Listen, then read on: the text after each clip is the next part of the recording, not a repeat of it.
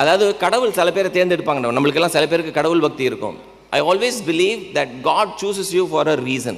நான் இன்ஜினியரிங் படிக்கிறதுக்கு தகுதி இல்லாத மாணவர். 12th ஸ்டாண்டர்ட்ல 71 மார்க் வாங்கி I was not eligible to study engineering entrance exam. ஆனா படிப்புல எனக்கு ஒரு அளவில்லாத ஒரு நம்பிக்கை இருந்துச்சு. லாயலால படிச்ச அந்த 5 வருஷமா I did exceedingly well. அப்ப நமக்கு கிடைக்காத ஒரு வாய்ப்பு இருக்குல்ல. அதனால நான் எதுல நான் தயார்படுத்திக்கிட்டேன்னா கெரியர் கவுன்சிலிங்ல தான் நான் தயார்படுத்திக்கிட்டேன். Every year April 1st to 10th leave எடுத்துருவேன். தமிழ்நாட்டில் இருக்க நூக் அண்ட் கார்னர் எங்கெல்லாம் கெரியர் கவுன்சிலிங் ப்ரோக்ராம் நடக்கும் I go and offer my talks. என்ன படிக்கலாம், எங்கே படிக்கலாம், எங்கே உனக்கு ஃப்ரீயாக கிடைக்கும், ஸ்காலர்ஷிப் எங்கே கிடைக்கும், இது மாதிரி பேசும்போது இப்போ நான் உதாரணத்துக்கு நான் உங்ககிட்ட நான் ஒரு என்ஜிஓ ரன் பண்ணுறேன் அப்படின்னு நான் சொன்னேன்னா என்னை எப்படி பார்ப்பீங்க? இவன் சின்ன மாரியம்மன் கோயிலுக்கு கூழ் ஊத்துறேன் அப்படின்ட்டு உண்டியலை குளிக்கிட்டே வருவான், இவன் யாருக்காவது டொனேஷன் கேட்கவே வருவான் அப்படின்னு தான் என்ன பார்ப்பீங்க.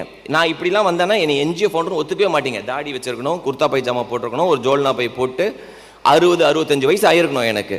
யங்ஸ்டர்லாம் யாராவது என்ஜிஓ ஆரம்பிச்சான்னு சொன்னால் இவனுக்கு என்னடா ஆச்சு அப்படின்னு கேட்குறாங்க.